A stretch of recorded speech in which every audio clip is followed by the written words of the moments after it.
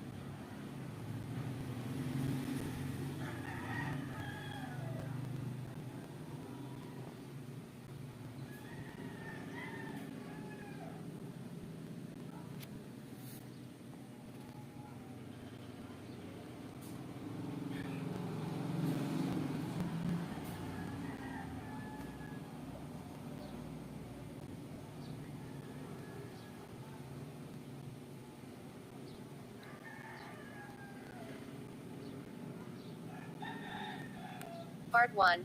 Homicide Special. 1. From across the aisle, Harry Bosch looked into his partner's cubicle and watched him conduct his daily ritual of straightening the corners and his stacks of files, clearing the paperwork from the center of his desk and finally placing his rinsed-out coffee cup in a desk drawer. Bosch checked his watch and saw it was only 3:40. It seemed that each day, Ignacio Ferraz began the ritual a minute or two earlier than he had the day before. It was only Tuesday, the day after Labor Day weekend and the start of a short week, and already he was edging toward the early exit. This routine was always prompted by a phone call from home. There was a wife waiting there with a toddler and a brand new set of twins. She watched the clock like the owner of a candy store watches the fat kids. She needed the break and she needed her husband home to deliver it. Even across the aisle from his partner, and with the 4-foot sound walls separating workspaces in the new squad room, Bosch could usually hear both sides of the call. It always began with, "When are you coming home?" Everything in final order at his workstation, Ferraz looked over at Bosch. "Harry, I'm going to take off," he said.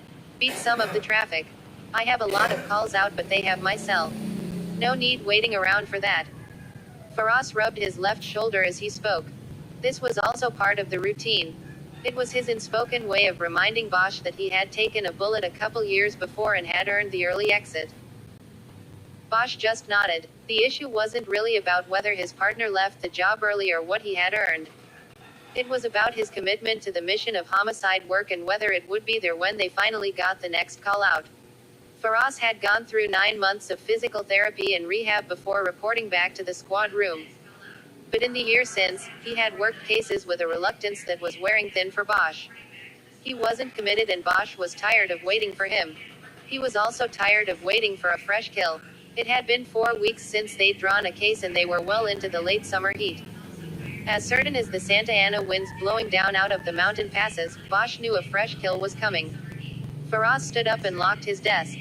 He was taking his jacket off the back of the chair when Bosch saw Larry Gandil step out of his office on the far side of the squad room and head toward them. As the senior man in the partnership, Bosch had been given the first choice of cubicles a month earlier when Robbery Homicide Division started to move over from the decrepit Parker Center to the new Police Administration building. Most Detective 3s took the cubicles facing the windows that looked out on City Hall. Bosch had chosen the opposite. He had given his partner the view and took the cube that let him watch what was happening in the squad room. Now he saw the approaching lieutenant and he instinctively knew that his partner wasn't going home early. Gandil was holding a piece of paper torn from a notepad and had an extra hop in his step. That told Bosch the wait was over. The call-out was here. The fresh kill. Bosch started to rise. Bosch and Faraz, you're up, Gandil said when he got to them. Need you to take a case for South Bureau. Bosch saw his partner's shoulders slump. He ignored it and reached out for the paper Gandil was holding. He looked at the address written on it. South Normandy. He'd been there before. It's a liquor store, Gandil said. One man down behind the counter, patrol is holding a witness. That's all I got. You two good to go? We're good, Bosch said before his partner could complain. But that didn't work.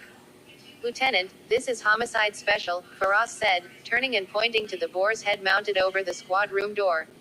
Why are we taking a rob job at a liquor store? You know it was a banger and the South guys could wrap it up, or at least put a name on the shooter, before midnight. Faraz had a point. Homicide Special was for the difficult and complex cases. It was an elite squad that went after the tough cases with the relentless skill of a boar rooting in the mud for a truffle. A liquor store holdup in gang territory hardly qualified. Gandil, whose balding pate and dour expression made him a perfect administrator, spread his hands in a gesture offering a complete lack of sympathy. I told everybody in the staff meeting last week. We've got Souths back this week. They've got a skeleton crew on while everybody else is in homicide school until the 14th.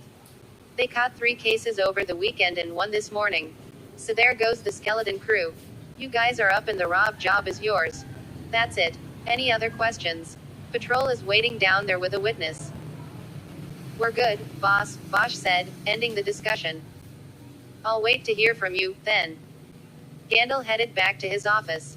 Bosch pulled his coat off the back of his chair, put it on and then opened the middle drawer of his desk. He took the leather notebook out of his back pocket and replaced the pad of lined paper in it with a new one. A fresh kill always got a fresh pad. That was his routine. He looked at the detective shield embossed on the notebook flap and then returned it to his back pocket. The truth was, he didn't care what kind of case it was. He just wanted a case. It was like anything else. You fall out of practice and you lose your edge. Bosch didn't want that. Faraz stood with his hands in his hips, looking up at the clock on the wall over the bulletin boards. Shit, Faraz said, every time. What do you mean, every time? Bosch said, we haven't caught a case in a month. Yeah, well, I was getting used to that. Well, if you don't want to work murders, there's always a 9-to-5 table like auto theft. Yeah, right. Then, let's go. Bosch stepped out of the cubicle into the aisle and headed toward the door. Faraz followed, pulling his phone out so he could call his wife and give her the bad news. On the way out of the squad room, both men reached up and patted the boar on its flat nose for good luck. 2. Bosch didn't need to lecture Faraz on the way to South LA.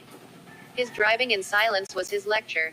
His young partner seemed to wither under the pressure of what was not said and finally opened up. This is driving me crazy, he said. What is? Bosch asked. The twins. There's so much work, so much crying. It's a domino effect. One wakes up and that starts the other one up. Then my oldest kid wakes up. Nobody's getting any sleep and my wife is. What? I don't know, going crazy. Calling me all the time, asking when I'm coming home. So I come home and then it's my turn and I get the boys and I get no break. It's work, kids, work, kids every day. What about a nanny? We can't afford a nanny. Not with the way things are, and we don't even get overtime anymore. Bosch didn't know what to say. His daughter, Madeline, was a month past her 13th birthday and almost 10,000 miles away from him. He had never been directly involved in raising her.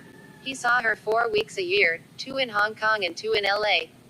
And that was it. What advice could he legitimately give a full-time dad with 3 kids, including twins? Look, I don't know what to tell you, he said. You know I've got your back. I'll do what I can when I can. But I know, Harry, I appreciate that. It's just the first year with the twins, you know. It will be a lot easier when they get a little older. Yeah, but what I'm trying to say here is that maybe it's more than just the twins. Maybe it's you, Ignacio. Me. What are you saying? I'm saying maybe it's you. Maybe you came back too soon. You ever think about that?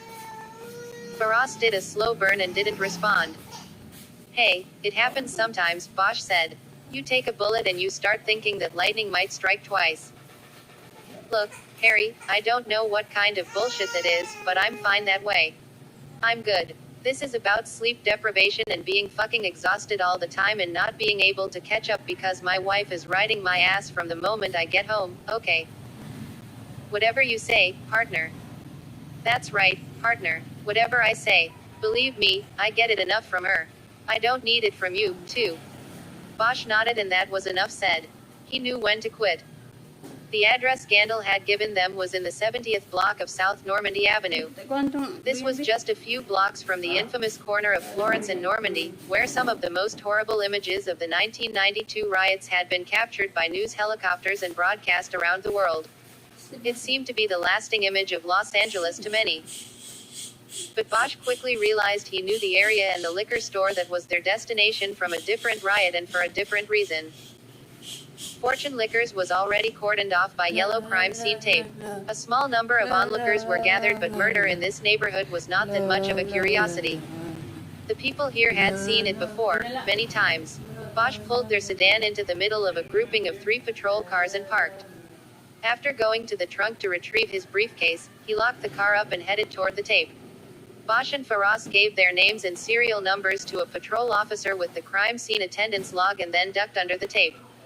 As they approached the front door of the store, Bosch put his hand into his right jacket pocket and pulled out a book of matches. It was old and worn. The front cover said Fortune Liquors and it carried the address of the small yellow building before them. He thumbed the book open.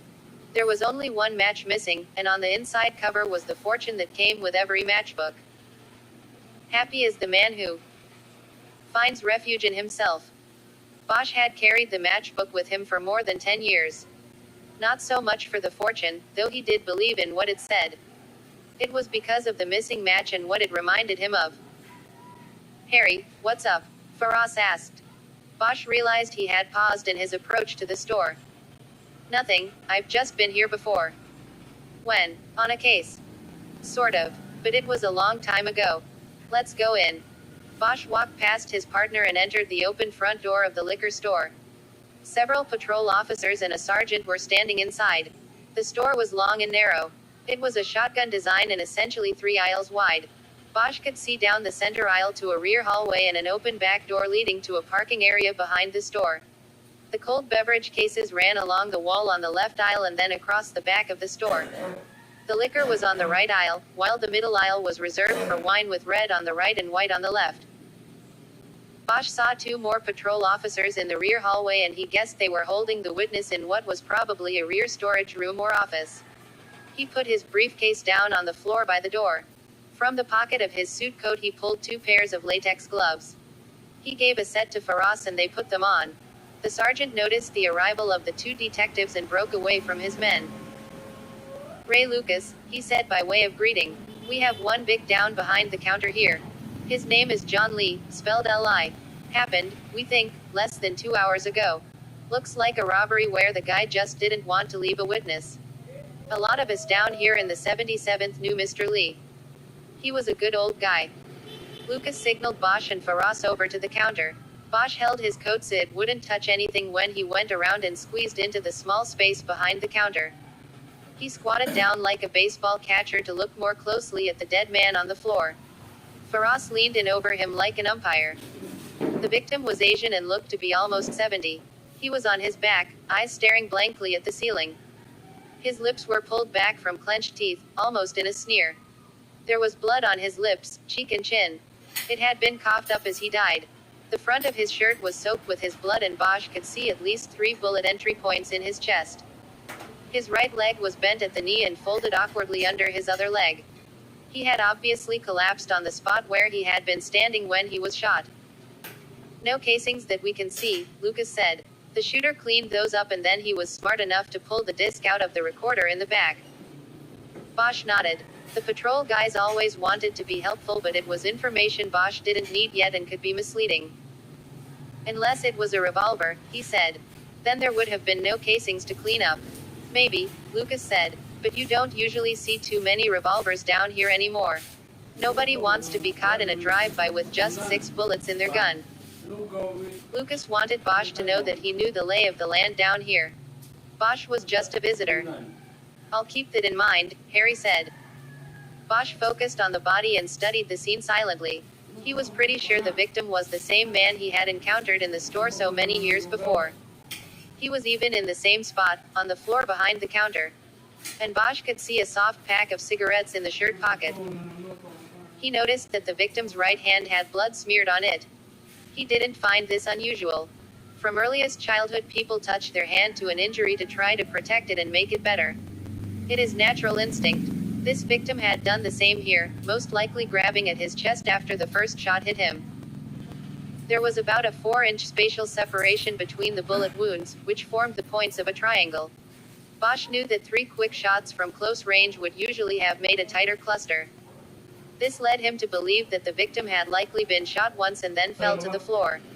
The killer had then probably leaned over the counter and shot him 2 more times, creating the spread.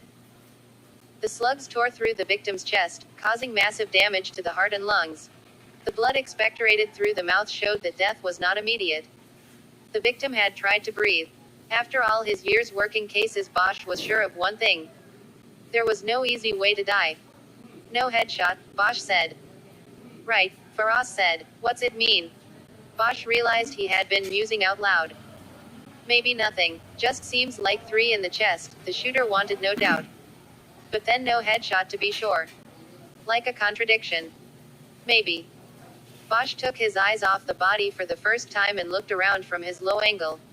His eyes immediately held on a gun that was in a holster attached to the underside of the counter. It was located for easy access in case of a robbery or worse, but it had not even been pulled from its holster. We've got a gun under here, Bosch said. Looks like a .45 in a holster, but the old man never got the chance to pull it. The shooter came in quick and shot the old guy before he could reach for his piece. Faraz said. Maybe it was known in the neighborhood that the old man had the gun under the counter. Lucas made a noise with his mouth, as if he was disagreeing. What is it, Sergeant? Bosch asked. The gun's gotta be new, Lucas said. The guy's been robbed at least 6 times in the last 5 years since I've been here. As far as I know, he never pulled a gun. This is the first I knew about a gun. Bosch nodded. It was a valid observation. He turned his head to speak over his shoulder to the sergeant. Tell me about the witness, he said. She's not really a witness, Lucas said. It's Mrs. Lee, the wife. She came in and found her husband when she was bringing him in his dinner. We've got her in the back room, but you'll need a translator. We called the ACU, asked for Chinese to go. Bosch took another look at the dead man's face, then stood up and both his knees cracked loudly. Lucas had referred to what was once known as the Asian Crimes Unit.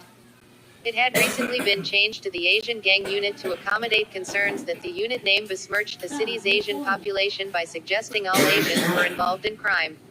But the old dogs like Lucas still called it the ACU. Regardless of name or acronym, the decision to call in an additional investigator of any stripe should have been left to Bosch as lead investigator. You speak Chinese, Sarge?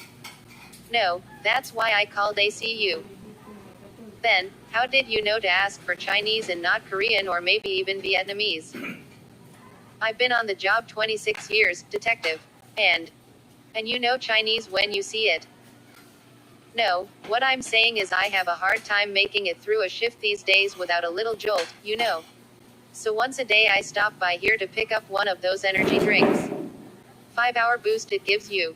Anyway, I got to know Mr. Lee a little bit from coming in. He told me he and his wife came from China and that's how I knew. Bosch nodded and was embarrassed at his effort to embarrass Lucas. I guess I'll have to try one of those boosts, he said.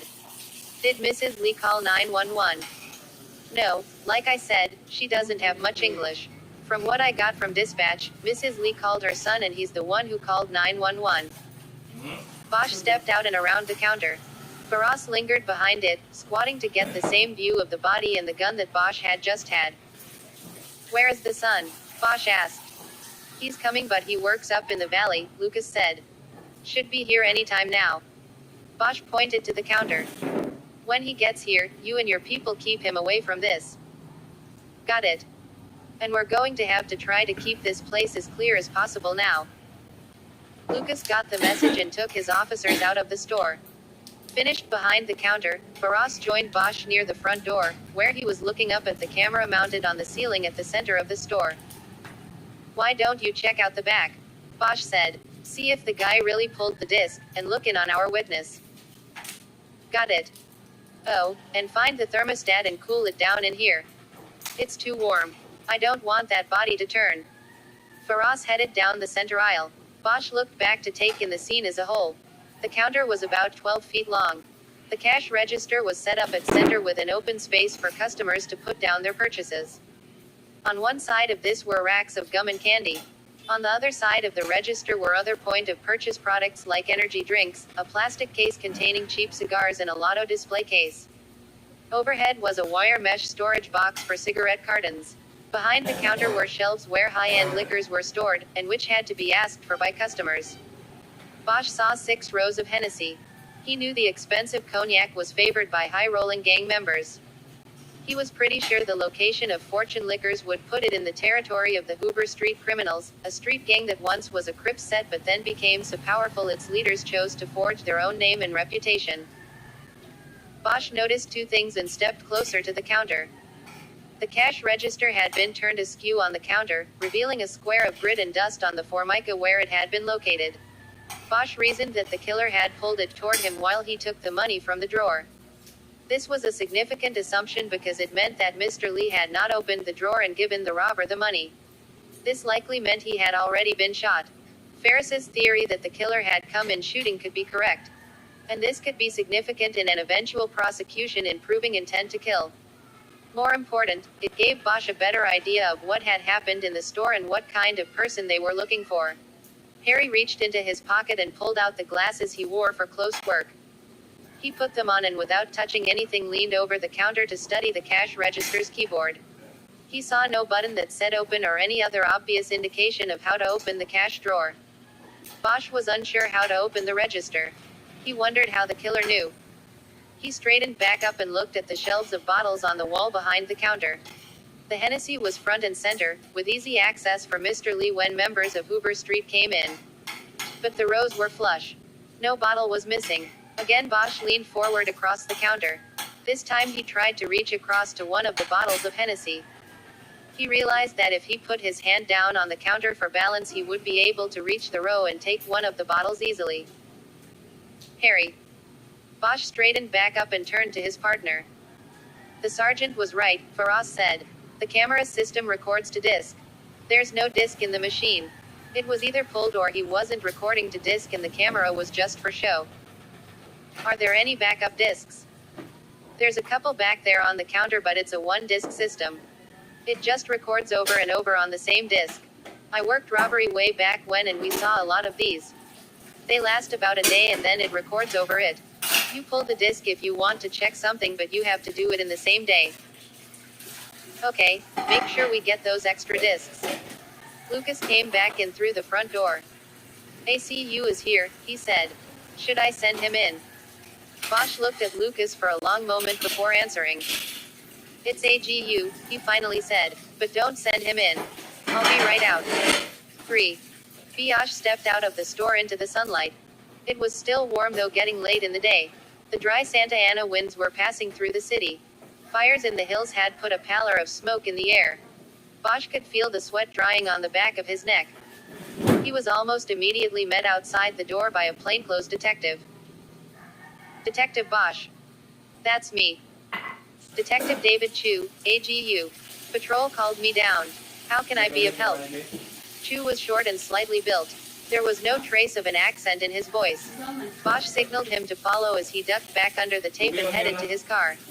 He took off his suit jacket as he went. He took the matchbook out and put it in his pants pocket, then folded the jacket inside out and put it in a clean cardboard box he kept in the trunk of his work car. Hot in there, he told Chu. Bosch opened the middle button of his shirt and stuck his tie inside.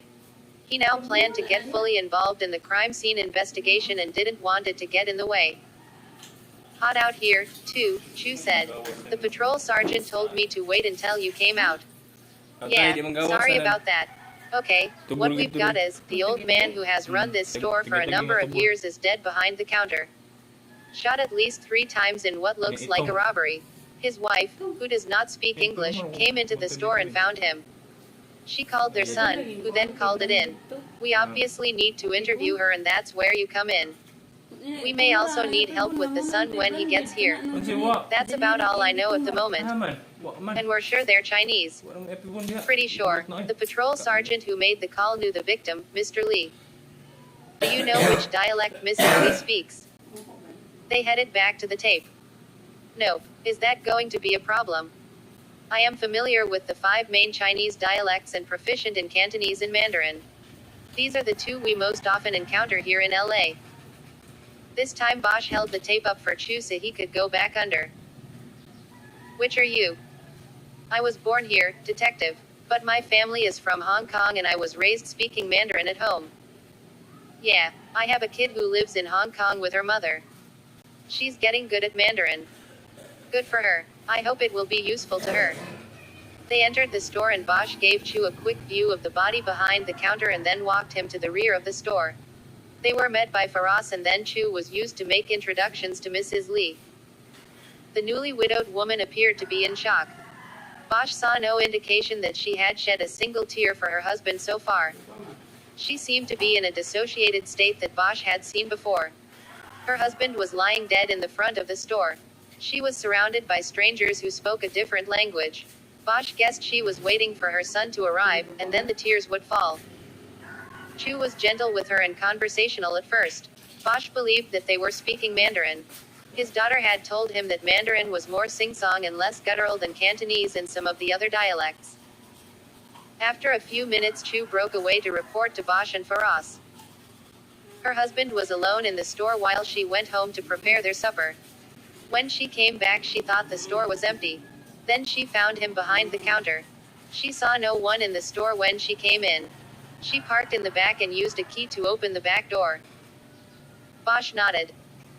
How long was she gone? Ask her what time it was when she left the store. Chu did as instructed and turned back to Bosch with the answer. She leaves at 2:30 every day to pick up the supper. Then she comes back. Are there other employees? No, I asked that already. Just her husband and Mrs. Lee. They work every day 11 to 10. Closed Sundays. A typical immigrant story, Bosch thought. They just weren't counting on the bullets coming at the end of it. Bosch heard voices coming from the front of the store and ducked his head into the rear hallway. The forensics team from SID had arrived and were going to work. He turned back into the storage room, where the interview with Mrs. Lee was continuing. Chu, Bosch interrupted. The AGU detective looked up at him. Ask about the son. Was he at home when she called? I already asked. There is another store. It's in the valley. He was working there. The family lives together in the middle. In the Wilshire district. It seemed clear to Bosch that Chu knew what he was doing. He didn't need Bosch to prompt him with questions. Okay, we're going back up front. You deal with her and after her son arrives it might be better to take everybody downtown. You okay with that? I'm fine with it, Chu said. Good. Tell me if you need anything. Bosch and Faraz went down the hall and to the front of the store. Bosch already knew everybody on the forensics team. A team from the medical examiner's office had also arrived to document the death scene and collect the body. Bosch and Faraz decided to split up at that point. Bosch would stay on scene. As lead detective, he would monitor the collection of forensic evidence and the removal of the body. Faraz would leave the store and go knock on doors. The liquor store was located in a commercial area of small businesses. He would go door to door in an effort to find someone who had heard or seen something related to the killing. Both investigators knew this would likely be a fruitless effort, but it was one that needed to be made. A description of a car or a suspicious person could be the piece of the puzzle that would eventually break the case. It was basic homicide work. All right, if I take one of the patrol guys? Faraz asked. They know the neighborhood. Sure. Bosch thought that knowing the lay of the land was not Ferris's true reason for taking a patrol officer with him. His partner thought he needed backup to knock on doors and visit stores in the neighborhood. 2 minutes after Faraz left, Bosch heard loud voices and a commotion coming from outside at the front of the store. He stepped out and saw two of Lucas's patrol officers trying to physically detain a man at the yellow tape. The struggling man was Asian and in his mid-20s. He wore a tight-fitting t-shirt that displayed his lean build. Bosch quickly stepped toward the problem. Okay, stop it right there, he said forcefully so no one would doubt who was in charge of the situation. Let him go, he added. I want to see my father, the young man said. Well, that's not the way to go about doing it. Bosch stepped closer and nodded to the two patrolmen.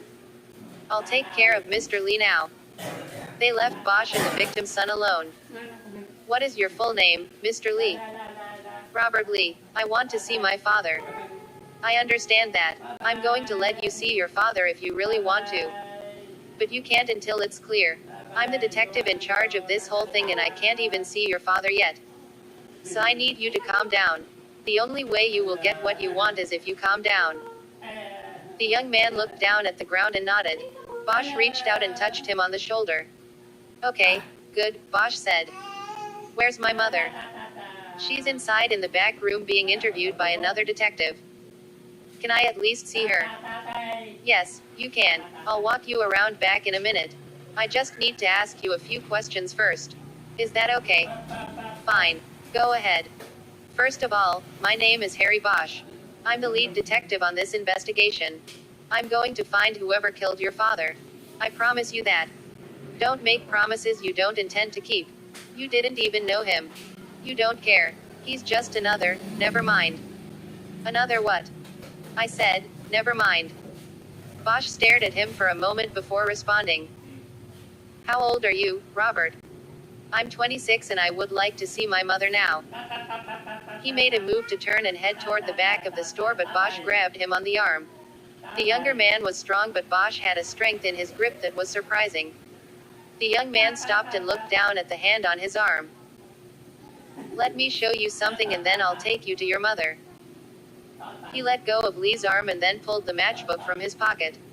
He handed it over. Lee looked at it with no surprise. What about it? We used to give these away until the economy went bad and we couldn't afford the extras. Bosch took the matchbook back and nodded. I got it in your father's store 12 years ago, he said. I guess you were about 14 years old then. We almost had a riot in this city. Happened right here. This intersection. I remember. They looted the store and beat up my father. He should have never reopened here.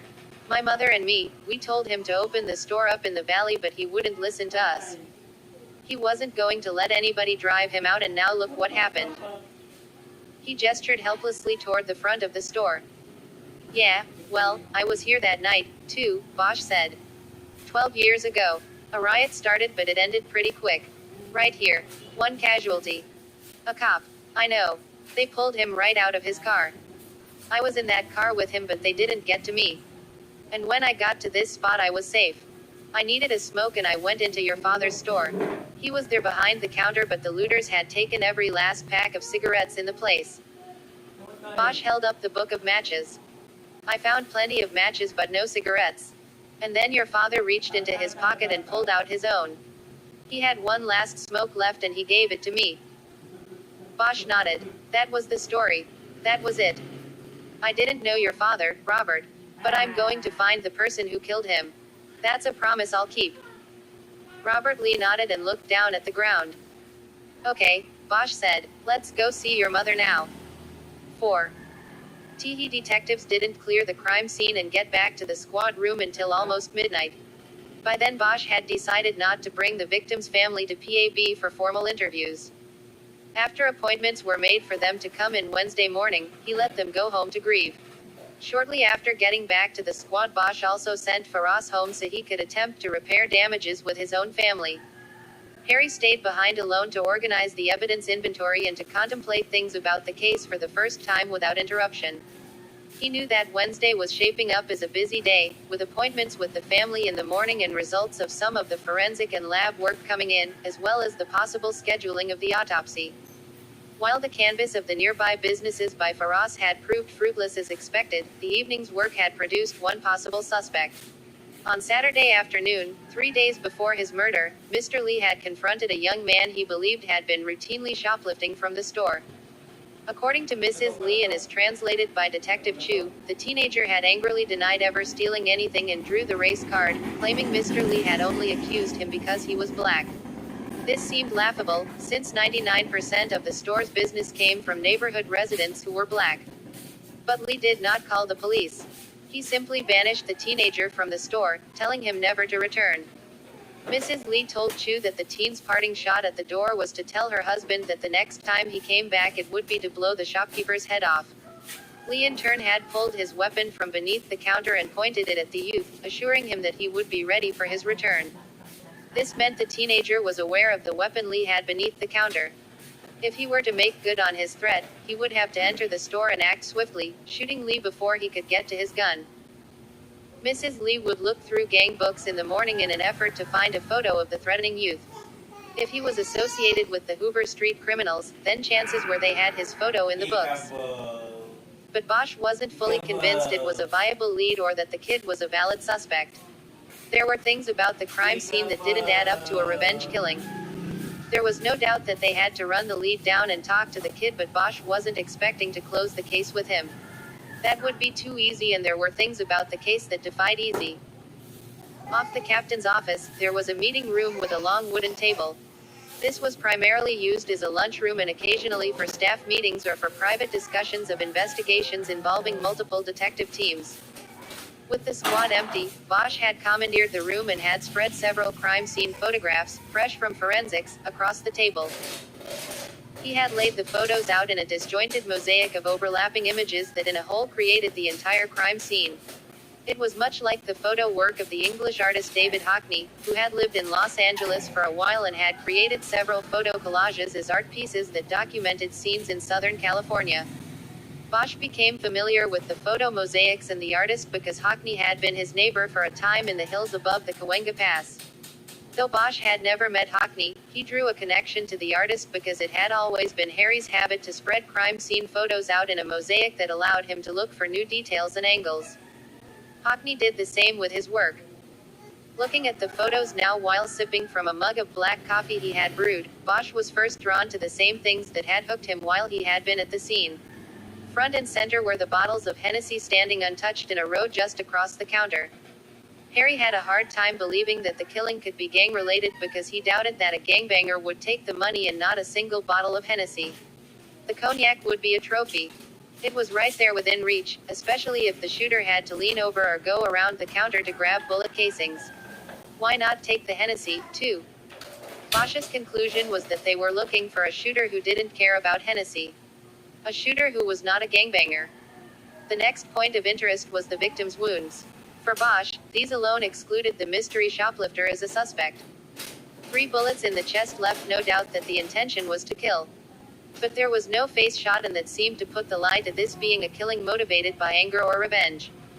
Bosch had investigated hundreds of murders, most of them involving the use of firearms, and he knew that when he had a face shot, the killing was most likely personal and the killer was someone known to the victim. Therefore, the opposite could be held true. 3 in the chest was not personal. It was business. Bosch was sure that the unknown shoplifter was not their killer. Instead, they were looking for someone who was possibly a complete stranger to John Lee. Someone who had coolly walked in and put 3 slugs into Lee's chest, then calmly emptied the cash register, picked up his brass and gone to the back room to grab the disc out of the camera recorder. Bosch knew it was likely that this was not a first-time crime. In the morning he would need to check for similar crimes in Los Angeles and the surrounding areas. Looking at the image of the victim's face, Bosch suddenly noticed something new. The blood on Lee's cheek and chin was smeared. Also, the teeth were clean. There was no blood on them. Bosch held the photo up closer and tried to make sense of it. He had assumed the blood on Lee's face was expectorant. Blood that had come up from his destroyed lungs in his last fitful gasps for air. But how could that happen without getting blood on his teeth? He put the photo down and moved across the mosaic to the victim's right hand. It had dropped down at his side. There was blood on the fingers and thumb, a drip line to the palm of his hand. Bosch looked back at the blood smeared on the face. He suddenly realized that Lee had touched his bloody hand to his mouth. This meant a double transfer had taken place. Lee had touched his hand to his chest, getting blood on it, and had then transferred blood from his hand to his mouth. The question was why. Were these movements part of the final death throes, or had Lee done something else? Bosch pulled his cell and called the investigator's line at the medical examiner's office. He had it on speed dial. He checked his watch as the phone rang. It was 10 past midnight. Coroners. Is Castle still there? Max Castle was the investigator who had worked the scene at Fortune Liquors and collected the body. No, wait a minute, there he is. The call was put on hold and then Castle picked up. I don't care who you are, I'm out the door. I just came back in because I forgot my coffee warmer. Bosch knew Castle lived at least an hour's commute out in Palmdale. Coffee mugs with warmers you plugged into the cigarette lighter were a must for downtown workers with long drive times. It's Bosch. You put my guy in a drawer already. Nope, all the drawers are taken. He's in icebox 3. But I'm done with him and going home, Bosch. I understand. I just have one quick question. Did you check his mouth? What do you mean, check his mouth? Of course I checked his mouth. That's my job. And there was nothing there. Nothing in the mouth or throat. No, there was something there all right. Bosch felt the adrenaline start to kick in. Why didn't you tell me? What was it? His tongue. The adrenaline dried up and Bosch felt deflated as Castle chuckled. Harry thought he had been onto something. Very funny. What about blood? Yes, there was a small amount of blood on the tongue and in the throat. It's noted in my report, which you will get tomorrow. But 3 shots. His lungs must have looked like Swiss cheese. Wouldn't there be a lot of blood? Not if he was already dead. Not if the first shot blew up the heart and it stopped beating. Look, I gotta go, Bosch. You're on the sked tomorrow at 2 with Laxmi. Ask her these questions. I will, but I'm talking to you now. I think we missed something. What are you talking about? Bosch stared at the photos in front of him, his eyes moving from the hand to the face. I think he put something in his mouth. Who did? The victim. Mr. Lee. There was a pause while Castle considered this and probably also considered whether he had missed anything. Well, if he did, I did not see it in the mouth or throat. If it was something he swallowed, then that is not my jurisdiction. It's Laxmi's and she'll find it, whatever it is, tomorrow. Would you make a note so she'll see it? Bosch, I'm trying to get out of here. You can tell her when you come for the cut. I know, but just in case, make a note. Fine, whatever, I'll make a note. You know nobody's getting overtime around here anymore, Bosch. Yeah, I know. Same over here. Thanks, Max. Bosch closed the phone and decided to put the photos aside for the time being. The autopsy would determine if his conclusion was correct, and there was nothing he could do about it until then. There were 2 plastic evidence envelopes that contained the 2 discs that had been found next to the recorder. Each was in a flat plastic case. Each case was marked with a date scribbled with a Sharpie. One was marked 9/01, exactly a week earlier, and the other was dated 8/27. Bosch took the discs over to the AV equipment at the far end of the meeting room and put the 8/27 disc into the DVD player first. The images were contained on a split screen. One camera angle showed the front of the store, including the cash register counter, and the other was on the rear of the store. A time and date stamp ran across the top. The activities in the store ran in real time. Bosch realized that, since the store was open from 11 a.m. to 10 p.m., he had 22 hours of video to watch unless he used the fast forward button. He checked his watch again. He knew he could work through the night and try to solve the mystery of why John Lee had put these 2 discs aside, or he could go home now and get some rest. You never knew where a case would take you, and rest was always important. Added to that, there was nothing about these discs that suggested they had anything to do with the murder. The disc that had been in the machine had been taken. That was the important one, and it was gone. What the hell, Bosch thought. He decided to watch the first disc and see if he could solve the mystery. He pulled a chair over from the table, set himself up in front of the television, and moved the playback speed to 4 times real time. He figured it would take him less than 3 hours to knock off the first disc. He would then go home, get a few hours sleep, and be back at the same time as everybody else in the morning. Sounds like a plan, he said to himself. 5. Bosch was roughly dragged out of sleep and opened his eyes to see Lieutenant Gandil staring down at him. It took Harry a moment to clear his head and understand where he was. Lieutenant. What are you doing in my office, Bosch? Bosch sat up on the couch. I was watching video in the boardroom, and it got so late it wasn't worth going home. What time is it now? Almost 7, but that still doesn't explain why you're in my office. When I left yesterday, I locked my door. Really? Yes, really. Bosch nodded and acted like he was still clearing his head. He was happy he'd put his picks back in his wallet after he'd opened the door. Gandil had the only couch in RHD. Maybe the office cleaners came by and forgot to lock it, he offered. No, they don't have a key. Look, Harry, I don't mind people using the couch to sleep. But if the door is locked, it's for a reason. I can't have people opening my door after I've locked it. You're right, Lieutenant. You think maybe we can get a couch out in the squad? I'll work on it, but that's not the point. Bosch stood up. I get the point. I'm going back to work now. Not so fast. Tell me about this video that kept you here all night. Bosch briefly explained what he had seen when he spent 5 hours viewing the 2 discs through the middle of the night, and how John Lee had unintentionally left behind what looked like a solid lead. You want me to set it up for you in the conference room? Why don't you wait till your partner's here? We can all look at it together. Go get some coffee first. Bosch left Gandil and walked through the squad room. It was an impersonal maze of cubicles and sound barriers. It whispered like an insurance office, and the truth was, it was so quiet that at times Bosch had trouble concentrating. It was still deserted, but would now start to fill up quickly. Gandil was always the first man in. He liked to set the precedent for the squad. Harry went down to the cafeteria, which had opened at 7 but was empty because the bulk of the police department's personnel were still working out of Parker Center. The move to the new police administration building was progressing slowly. First some detective squads, then administrators, and then the rest. It was a soft opening, and the building would not be formally dedicated for another 2 months. For now it meant there were no lines in the cafeteria, but there wasn't a full menu either. Bosch got the cops breakfast, 2 donuts and a coffee. He also picked up a coffee for Faraz. He ate the donuts quickly while putting cream and sugar in his partner's cup, and then took the elevator back up. As expected, when he got back to the squad, his partner was at his desk. Bosch put one of the coffees down in front of him and walked over to his own cubicle. Thanks, Harry, Faraz said. I should have known you'd be here before. Hey, you wore that suit yesterday. Don't tell me you've been working all night. Bosch sat down. I got a couple hours on the lieutenant's couch. What time are Mrs. Lee and her son coming in today? I told them 10. Why? I think I've got something we need to pursue. I watched the extra discs from the store's cameras last night. What did you find?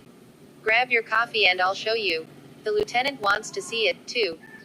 10 minutes later, Bosch was standing with the remote control in front of the AV equipment while Faraz and Gandil sat at the end of the boardroom table. He cued the disc marked 901 to the right spot and then froze the playback until he was ready. Okay, our shooter took the disc out of the recorder, so we have no video of what happened in the store yesterday. But what was left behind were 2 extra discs marked August 27 and September 1. This is the disc from September 1, which happens to be 1 week prior to yesterday. You follow? Follow, Gandil said. So what Mr. Lee was doing was documenting a tag team of shoplifters. The commonality between these two discs is that on both days these same two guys come in and one goes to the counter and asks for cigarettes while the other goes down the liquor aisle. The first guy draws Lee's attention away from his partner and the camera screen he had behind the counter. While Lee's getting smokes for the guy at the counter, the other guy slides a couple flasks of vodka into his pants, then takes a third to the counter for purchase. The guy at the counter pulls his wallet, sees he left his money at home or whatever, and they leave without making a purchase. It happens on both these days with them alternating their roles.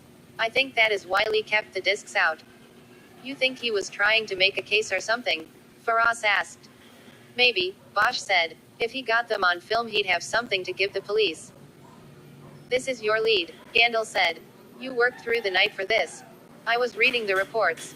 I think I like the kid Lee pulled the gun on better than this. This is not the lead, Bosch said impatiently. I'm only telling you the reason for the discs.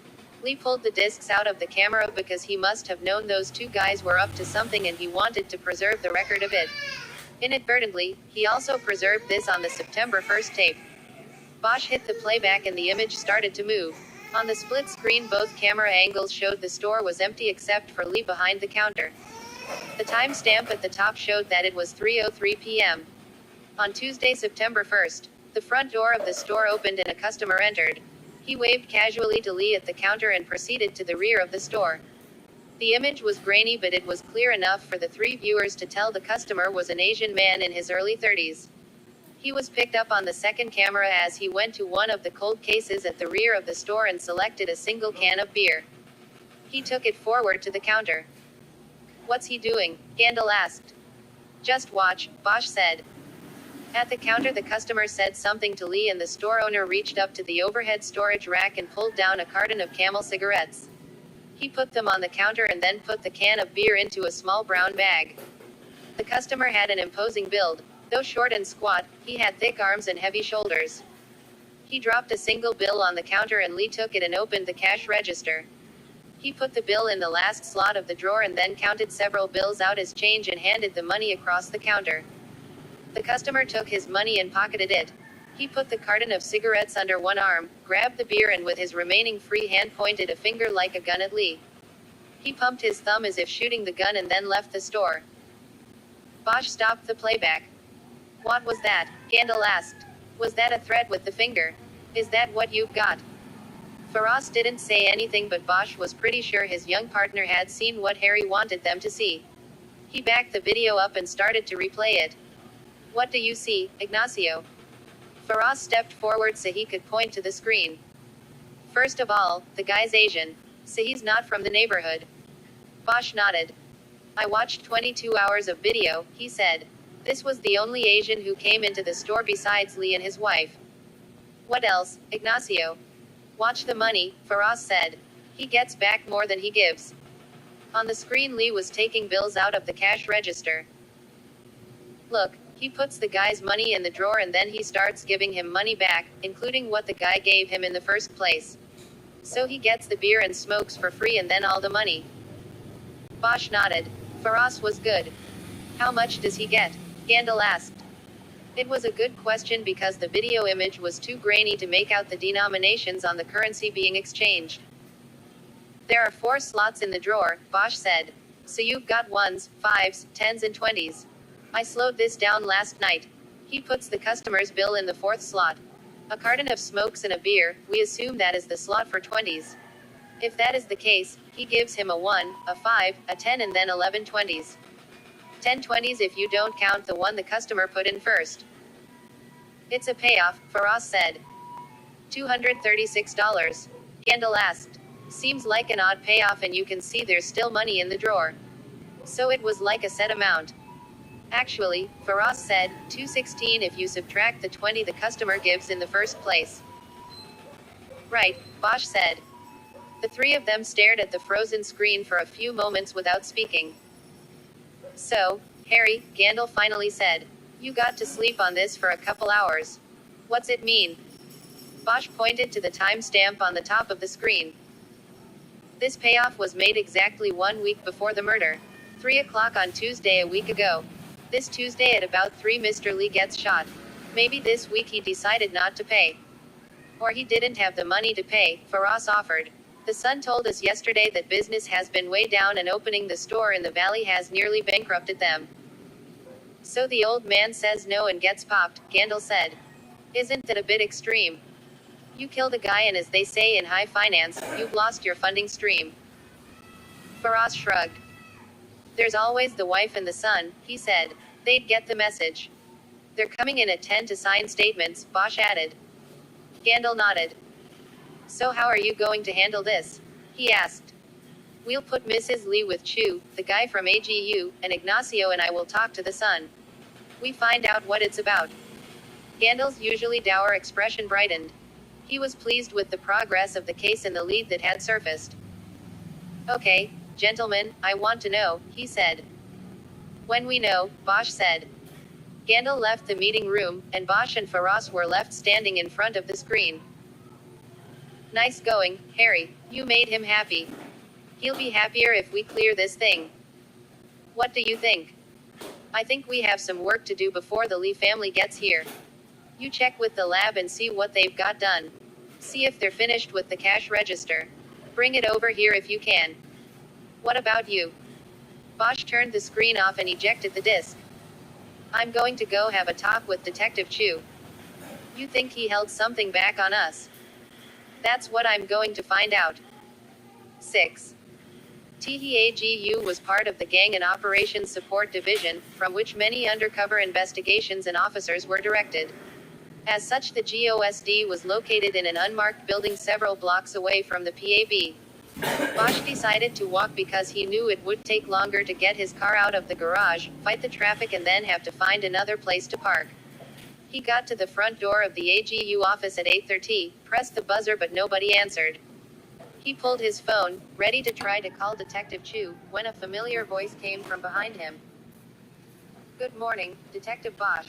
I wasn't expecting to see you here. Bosch turned. It was Chu, arriving with his briefcase. Nice hours you guys get to keep over here, Bosch replied. Yeah, we like to keep it light.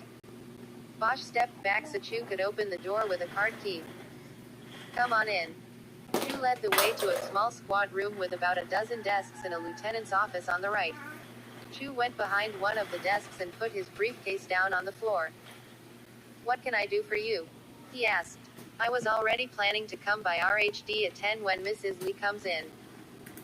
Chu started to sit down but Bosch stayed standing. I got something I want to show you. Do you guys have an AV room here? Yeah, this way. The AGU had 4 interview rooms at the back of the squad room. One had been converted to an AV room with the standard rolling tower of television stacked on top of DVD. But Bosch saw that the stack also had an image printer and that was something they didn't have yet in the new RHD squad room. Bosch handed Chu the DVD from Fortune Liquors and he set it up. Bosch took the remote and fast-forwarded the playback to 3 p.m. On the timestamp. I wanted you to take a look at this guy who comes in, he said. Chu watched silently as the Asian man entered the store, bought a beer and a carton of cigarettes and got the big return on his investment. Is that it? He asked after the customer left the store. That's it.